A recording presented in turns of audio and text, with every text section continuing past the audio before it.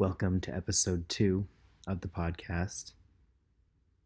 So, I'm recording this one alone because I've wanted to record.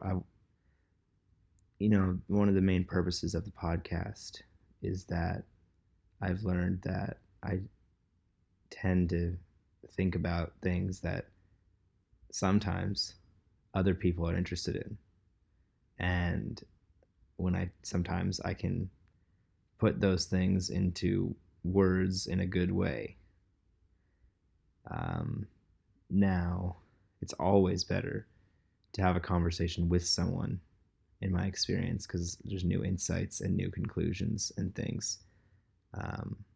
At the same time, it can also sometimes be good for me just to talk about whatever's on my mind.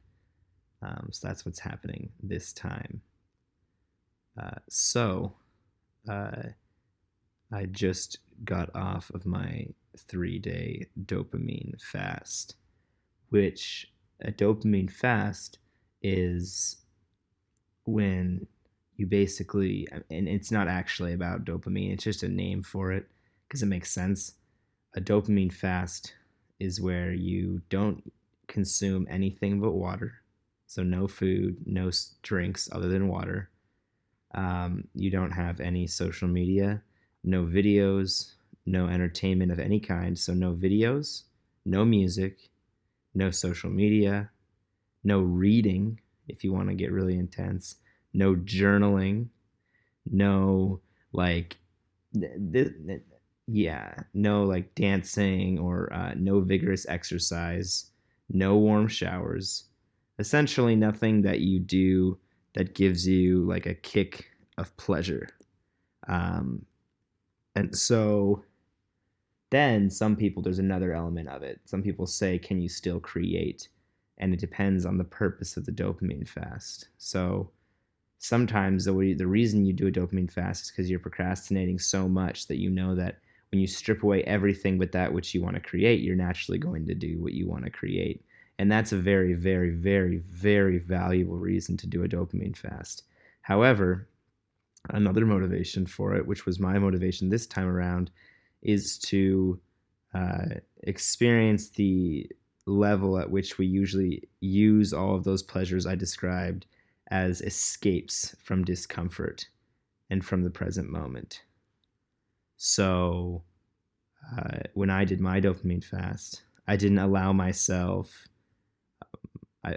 I could work because I needed to get my work done, but I tried to get it done quickly and minimize sensory stimulus as much as possible.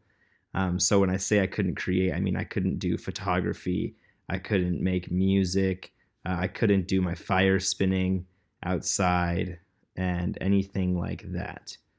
So it was largely limited to laying around and meditating and stretching. But even stretching, I didn't want to do too much because I can totally get into stretching and it actually feels really good. And it can definitely be an escape as well. So another big motivation of it is getting in touch with unpleasant emotions like sadness and anger and fear.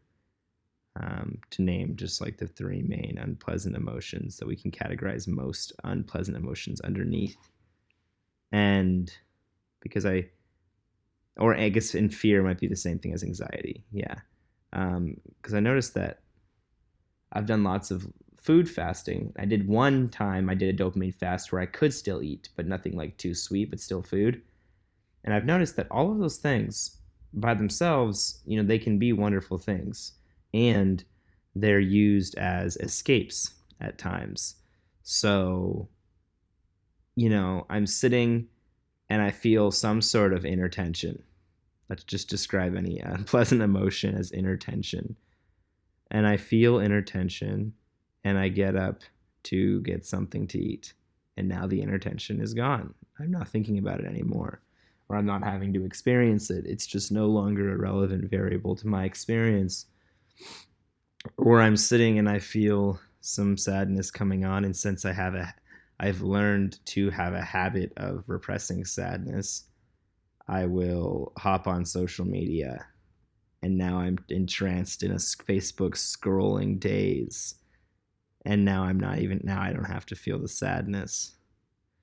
Or uh, a big one is if someone, if I feel some sense of frustration or anger, which I repress even more deeply than sadness, then I might take a shower, or listen to music, or go for a drive, or work out, especially with anger and like that type of tension.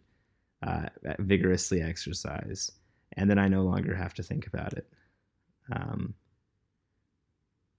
and I wanted to be able to get in tune with those things, um, because, and that's something that I've been thinking about a lot. Is some people might ask, well, wait a second, why do you want to escape pleasure so much? Someone called it my happiness fast, and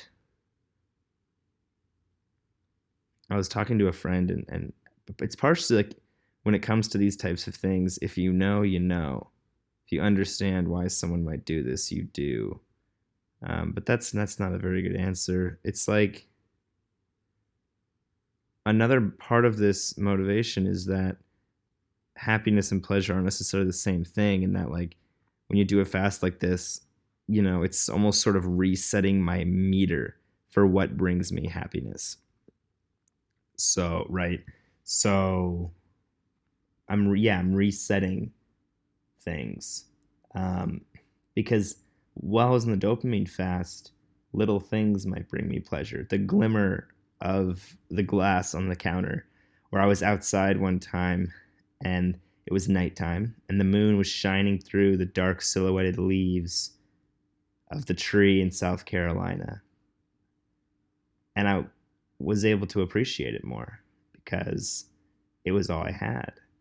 And my stimulation sensitivity went up significantly, to the point that when I would have a conversation with my roommate, it was almost too much, and I had to question if it was violating my dopamine fast, and it kind of was. So there's that. And so why do I want to get in touch with fear, anger, and sadness? The simple answer is that when we do not accept, well, there's a thing about saying we versus I, right? Um, I think it's reasonable to project that most people, it will be best off if they accept their emotions, but I try to remember to say I, because I only know my own experience for certain. So I know that when I am not accepting of my emotions, I feel tense. And feeling tense, in my opinion, feels worse than feeling sad.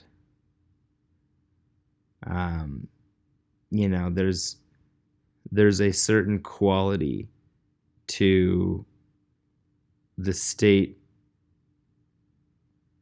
of emotional fluidity when you're able to just go from emotion to emotion and experience it fully, and you don't resist anything. That feels better than trying to be happy, or trying to be content, or trying to be confident is a big one, or trying to seem stable to everyone that you meet, or trying to just repress. That doesn't feel very good. And so it's valuable to get in touch with those emotions that seem to inevitably rise up when you cut off all distraction. So while I was on the dopamine fast, I definitely became in touch immensely with anxiety and fear. Not as much of sadness and anger as I would have liked, because I have the suspicion that I have a lot of repressed sadness and anger. And I was hoping that the fast would put me in touch with some of that so I could release it from my body. But largely what I was dealing with was fear or anxiety mainly. In that, and that makes sense because food and things, all these pleasures are usually escapes from that more than anything else. I feel uncomfortable or anxious, so I jump up and make some food or start cooking or listen to music or go for a walk or exercise or stretch or turn on a video or scroll social media or get work done or or start a conversation or call someone or text someone or message someone or look at pictures or um, whatever it is. Usually it's anxiety that I'm escaping. And what was interesting, and I wasn't expecting this, is while I was in the fast, I started to experience a sort of some of the existential dread I haven't felt in a long time. Some deep existential dread. And, or like, even better word, even without the word existential, just despair. I felt despair. I don't even know what that means fully, but it was like I was sitting there and I was, sometimes I'd sit there and I would know there's no escape. I'm not getting any food. I'm not taking a shower. I will not be getting up from this sitting position. This, and there was a sense of despair that rose up, of like feeling like I was at the bottom of a hole, like an inescapable despair. Now, of course, emotions can be observed objectively, so I didn't fully identify with it, but I noticed it, and I was like, wow, that's interesting, and that's what's coming up. Like, that's the repressed emotion, is a deep sense of me, and like a hole, a deep hole, and a sense of not even like meaninglessness, but kind of, but not fully, because even the sense of despair carried in its own meaning because it was so heavy. Um, and what was the despair about? Just mere existence itself, just the burden of it. Like, it's almost like existence took on this aura of burden, which is very different from my normal philosophy of existence. So that was very interesting. But it was like this despair. Yeah, and I would like to write more about what that really was, what that meant. And I processed it, and I there's a book called The Sedona Method. The Sedona Method will change your life. It's extraordinarily simple, but it is a method of emotional release. And it's essentially a method of fully accepting and embracing and welcoming whatever it is you're experiencing, and then allowing it to come through you, and noticing that when you do that, you can also let it go, and it is no longer a part of you. And so I did a lot of releasing around this despair, and I became the despair. I felt in my body, in my whole soul, despair, existential, deep despair and dread. Not even about the future, the past, just that's what I was. And I became that fully and allowed it to release. And it took longer than I expected. It was harder to release than I expected, but eventually I did. And by the end of the fast, especially one night, I was stretching my hips, and I was doing some work on my hands, and I noticed I had a hoodie on and a hood over me. I rarely have hoodies on. I was cross-legged on the ground, leaning forward, and I noticed this sense of this weird happiness, but not like even like a playful happiness, like almost like a very calm, confident happiness, kind of like a wizard or something, or like a weird confidence, kind of like a twinkle in the eye of like knowing, just knowing everything. It was weird. And this is by days, at this point I haven't eaten about, 60 hours or so. And when I don't eat like that, because I fast a lot, the body goes into a very interesting, extremely calm state. And it's definitely mind altering, almost psychedelic sometimes. And yeah, so I did release a lot of that despair, and it was replaced with a sense of, it wasn't even like a childlike happiness. It was almost jester-like, kind of just like a little grin, like a crooked little grin of knowing. And we're already at 15 minutes. And so the results of this, I'll definitely be doing dopamine fasting and more. I would like to make it a quarterly thing. I would like to do a 5-day fast every quarter. Now, I've thought about doing a 5-day fast every quarter for a while, just food. And I do food fasting. I do intermittent fasting almost every day. But when I do these extended fasts, I think I might just start as a default making it a dopamine fast.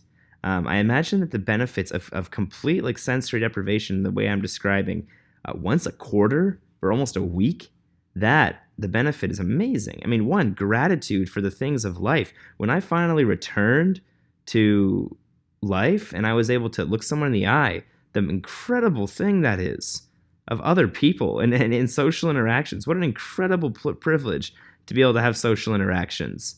And food. Oh man, I remember one of the first things I had was some sweet potatoes and caramelized onions, and it was so good.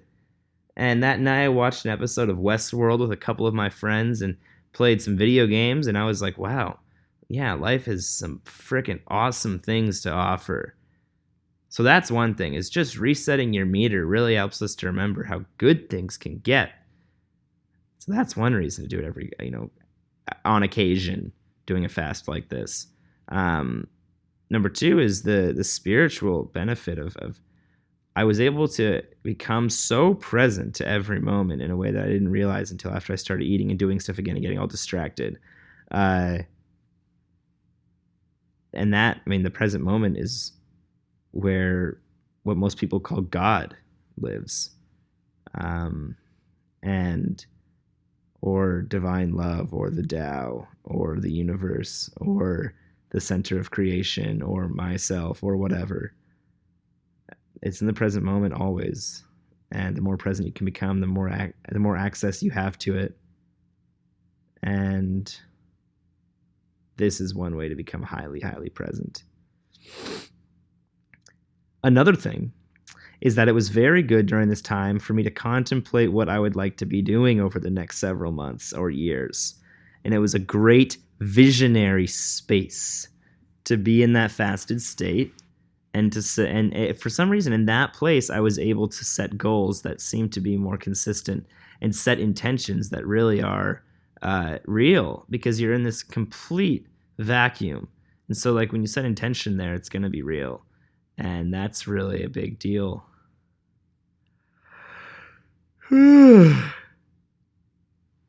dopamine fasting was a success, and I will do it again. I'm considering even making it a weekly thing where, say, every Monday I engage in the same degree of dopamine fast. No food, no entertainment, so no music, books, movies, social media, any of that. I feel like that'd be very good. Maybe extreme or maybe undoable, though, to do it every single Monday, maybe twice a month. But definitely the extended ones at least a couple times a year. Plus, the incredible health benefits of fasting are very well documented, of food fasting, if you'd like to research that. It's true. So, there is a Jungian archetype called the Grandiose Ascender. And the Grandiose Ascender is essentially a young man, or a man, I think it's mainly referring to a young man in the archetypal sense. And he grew up in a sort of in a chaotic environment, or an environment that did not feel graspable or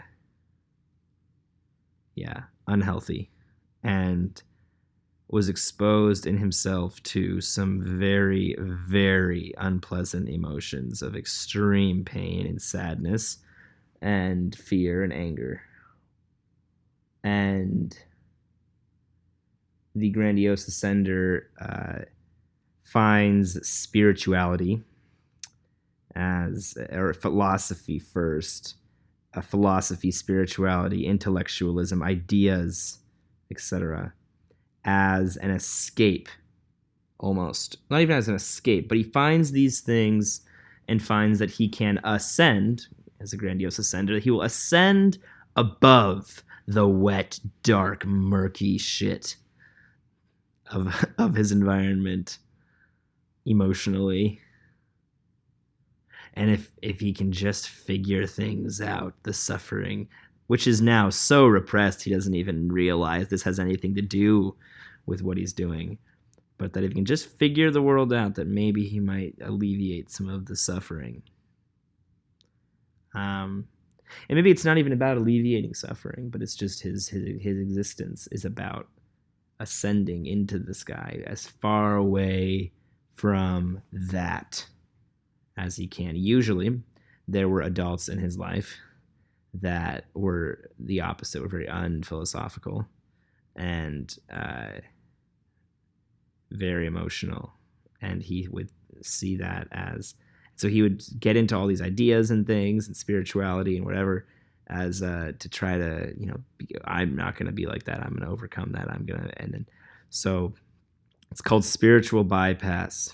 There's a lot of people, I'm a hippie, and there's a lot of hippies who engage in spiritual bypass. And it's like, I will not feel these unpleasant things. Anger is not a part of me. I'm not sad. I am happy all the time. And the grandiose ascender ascends and ascends and ascends and flies into the sky and becomes divine light. And maybe he does, but he has not grounded at all. And he can feel that. And he hates it. But he hates it in such a weak way, he doesn't even allow himself the dignity of hating it. He pretends that it's okay, and that's just how it is. And he makes it out so that aggression and anger and masculinity are bad. Or what's a better concept? Unsophisticated or unspiritual and unloving. And he's very gentle. And he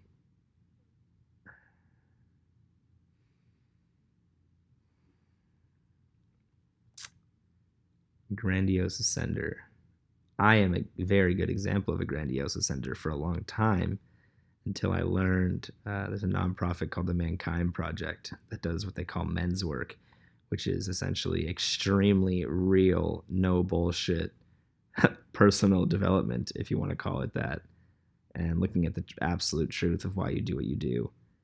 And I learned on one of their events called the New Warrior Training Adventure how so much of what I had done was spiritual bypassing unpleasant emotions. Rather than accepting my anger, rather than accepting my deep sadness, I spent years trying to ascend above it through personal development, through increasing my self-esteem via productivity and creation, through ultimately spirituality, and making it out, so saying that love is the answer to all, which I still believe, but I would engage with that as a direct bypass from having to experience my unpleasant emotions, because that's not love. I'm not going to feel that.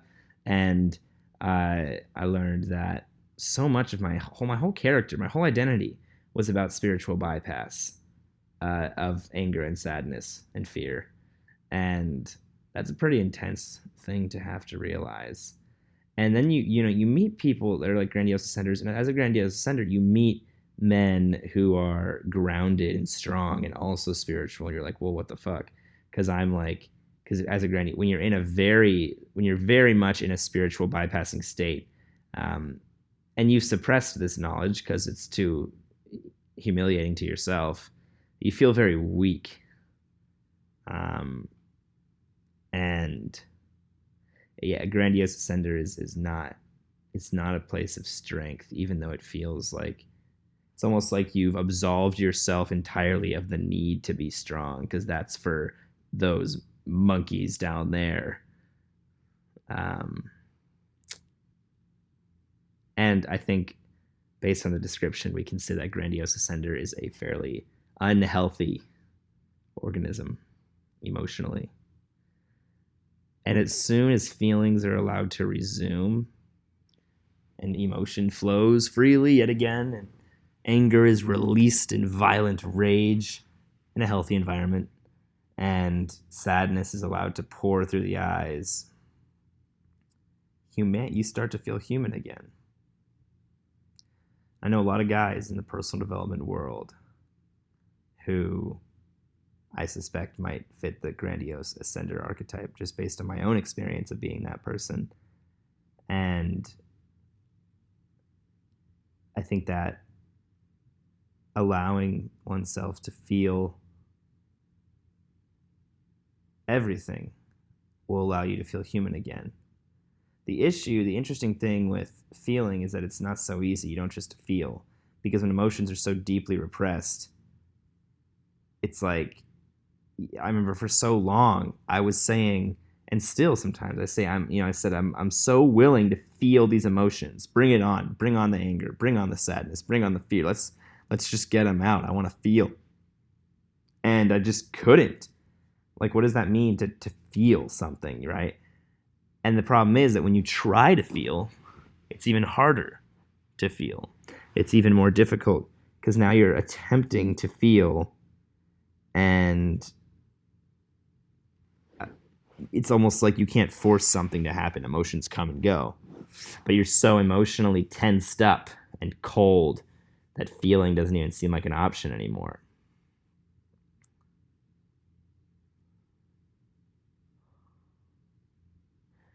And that's kind of the problem.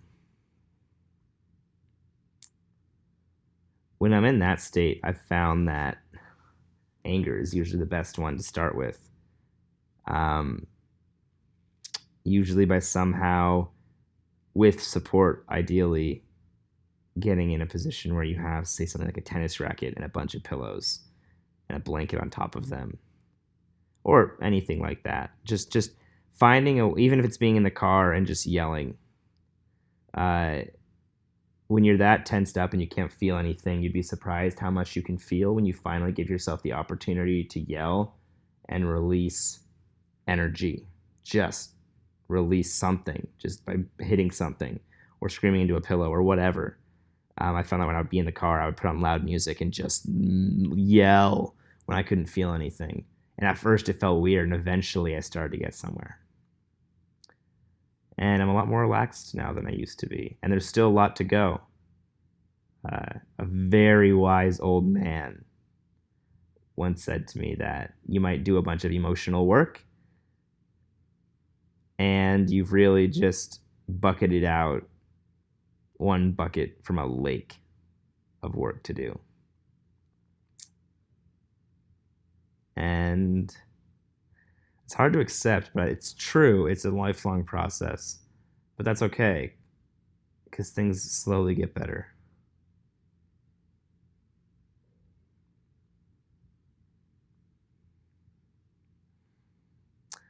Sometimes I discover an incredible spiritual teaching, and I don't know if it's my grandiose ascender just being excited because that gives me an opportunity to escape, or if I'm actually discovering something amazing. I think now it's getting better at being able to distinguish from it, but still, my grandiose ascender is very tricky. And sometimes I get an almost OCD-like compulsion of being careful to not be too happy or something, because I'm and that's unfortunate. That's not good.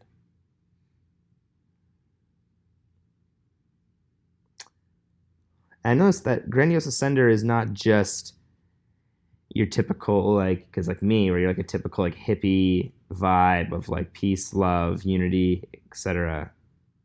It can also be just like a general philosophical nerd vibe as well, which is what I was before I became very hippie spiritual. And all of these things are not bad, right? Like, I love philosophy and spirituality and being a hippie. It's what's the motivation ultimately.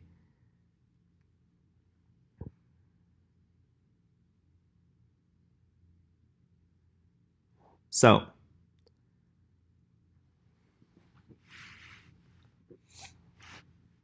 I was listening to an Alan Watts video.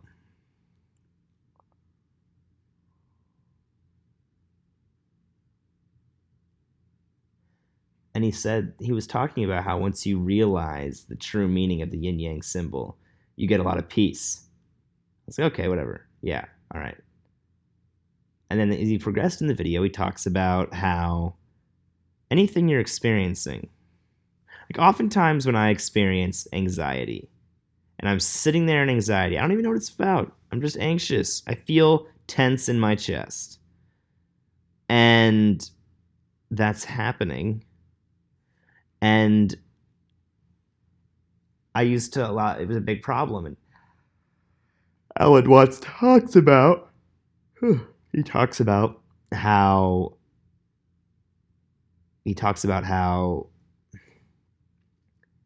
oftentimes when I would experience that anxiety, I would sort of be sitting there and I would be like, well, wait a second. There's also a peace here. I know this is ridiculous. I know there's nothing to be anxious about. I know I'm safe. I can conceive of a Jackson that is completely at peace and is calm right now. I can understand that underneath this anxiety, there is peace. That's just how it works. I know this, and yet I still can't shake it. Sometimes I could. And I could feel the anxiety and be at peace, but usually not. And I could not understand it. In this Alan Watts video, he talks about how you can recognize that light and dark and the yin yang necessitate one another. It's not one thing and another thing. The light and the dark are two things. The light is the presence and the dark is the absence. The light is the light, the dark is the dark, whatever. And the light is being, the dark is non-being.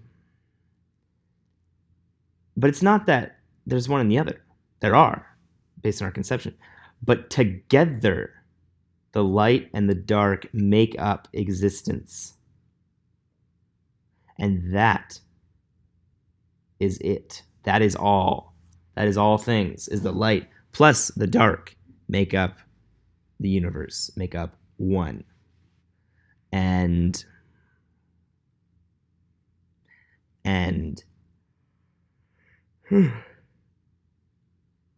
they make up the universe. And so, well, how is this valuable? Back to the original point of I was feeling anxious when I listened to this, and he was talking about it in reference to anxiety, in that when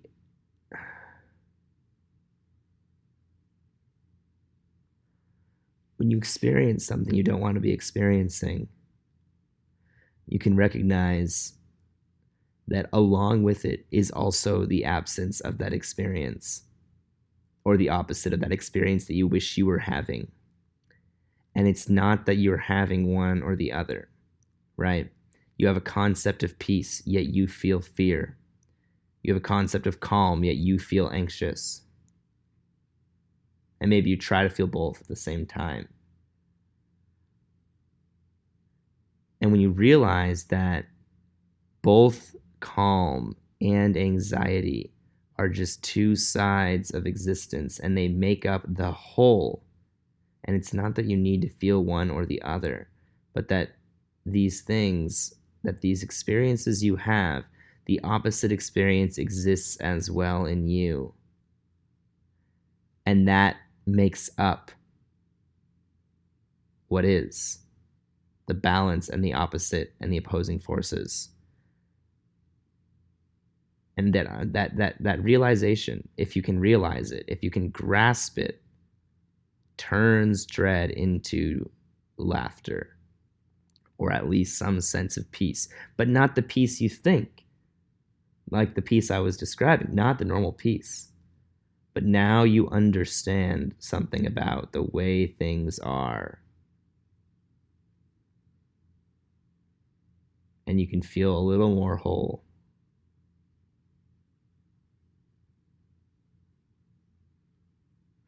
Because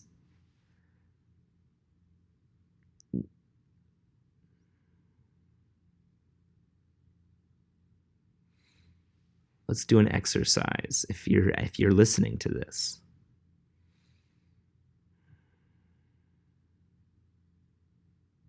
Pick an object to look at. Before we begin, I'm going to describe a concept of welcoming. Welcoming is to just allow something to be without effort. It's not that easy, but you can try. So when I say to welcome something, you welcome it. You allow it to come into you without necessarily forcing or trying. So look at the object that you've picked and welcome the sensation of the vision of that object in your eyes. Welcome the experience of seeing that object. Welcome your vision. Welcome that object into your eyes.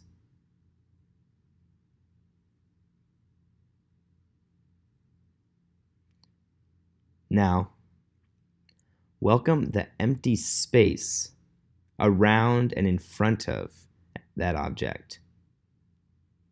Welcome what is not that object.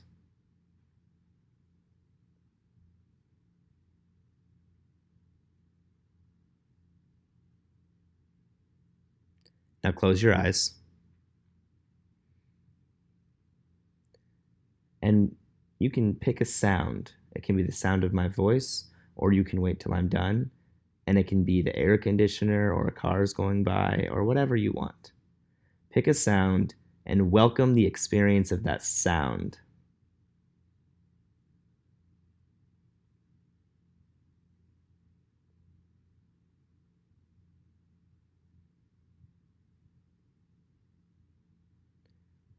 Now, welcome the absence of sound that is around all sound. Underneath every sound is silence.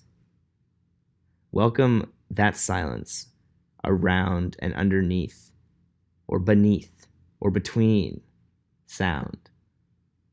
Welcome the silence that is there. Welcome the silence behind, beyond, next to, underneath all sound.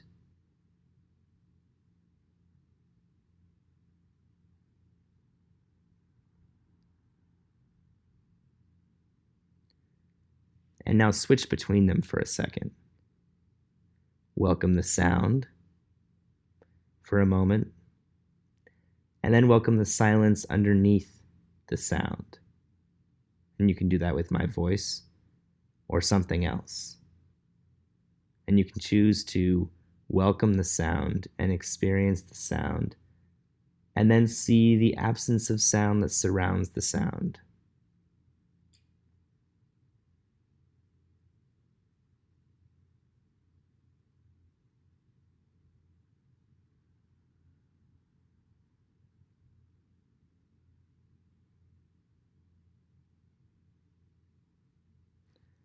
Now, find a physical sensation. Could be your foot in your shoe, could be your hands on your lap or on your computer or on your phone, anything. Pick a physical sensation and welcome that physical sensation.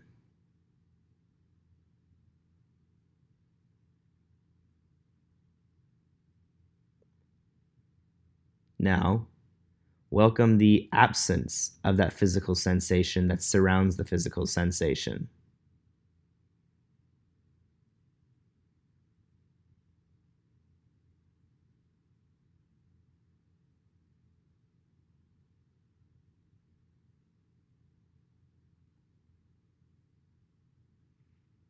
Now, switch between them for a second.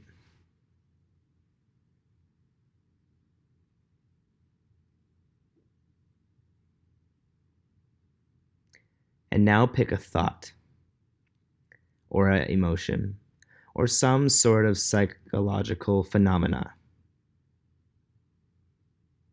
Could even just be a sensation or whatever you want.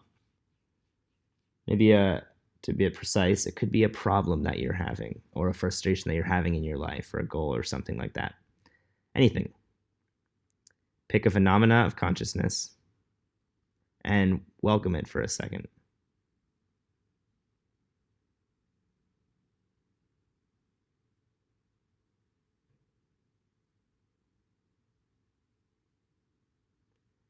Now, as you might expect, welcome the absence in consciousness of that thing.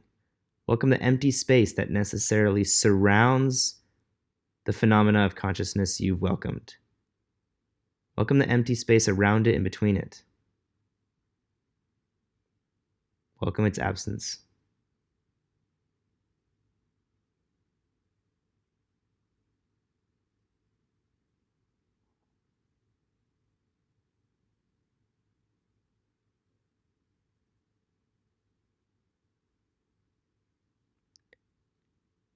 Now switch between them a little bit.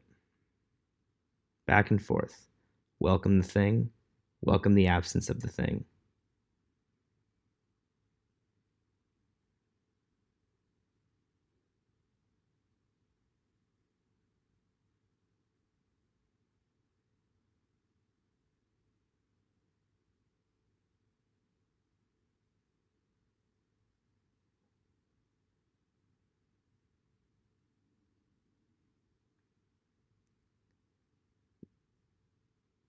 Now, welcome what it feels like to exist. The mere sensation of existing as a thing, as a consciousness. Welcome what it feels like to exist. Welcome existence.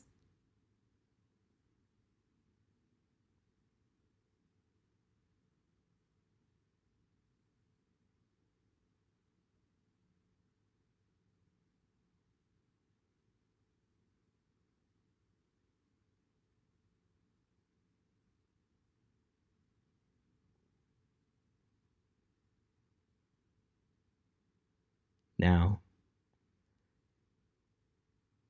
welcome the absence of existence that surrounds existence and opposes it. Welcome non existence.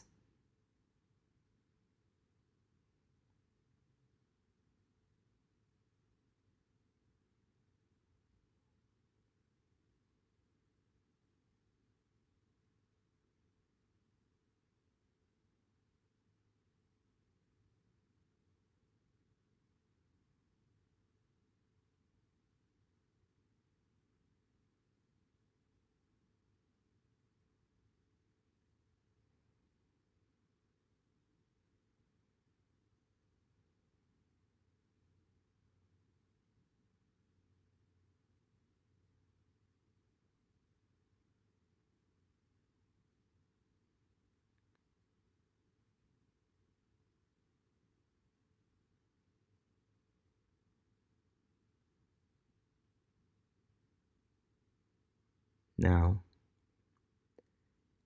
switch between those two for a second.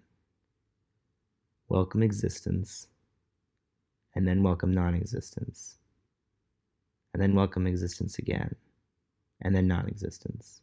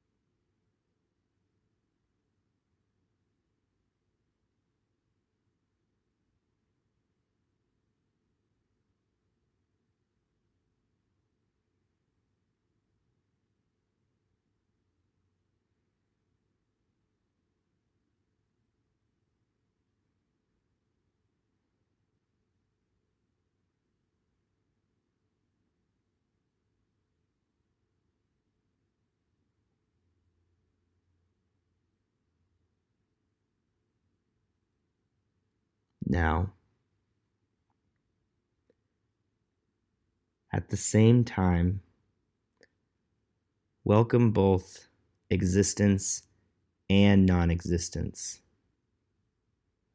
Welcome both being and non being at the same time. Welcome both.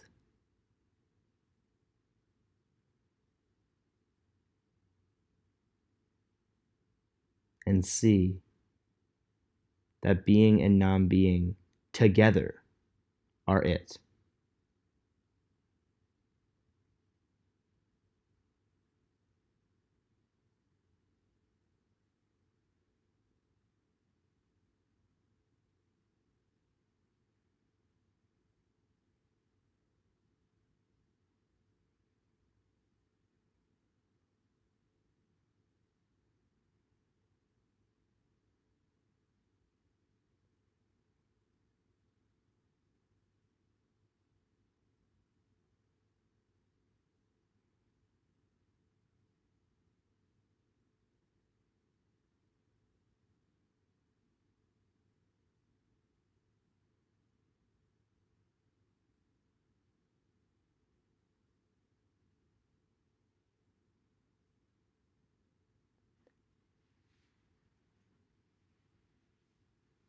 And in this state, you can know that you are a part of the universe and that you do belong exactly where you are right now.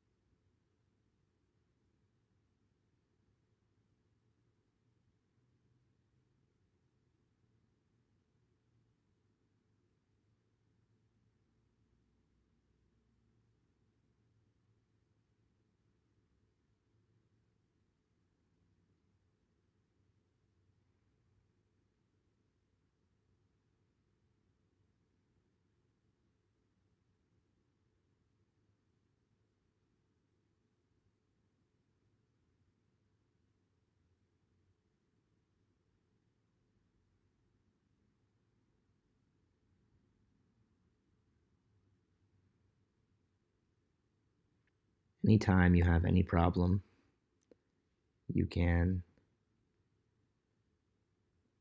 do the welcoming exercise and get to the point of that problem and welcome both the problem and the absence of the problem. Thank you for listening to my podcast today.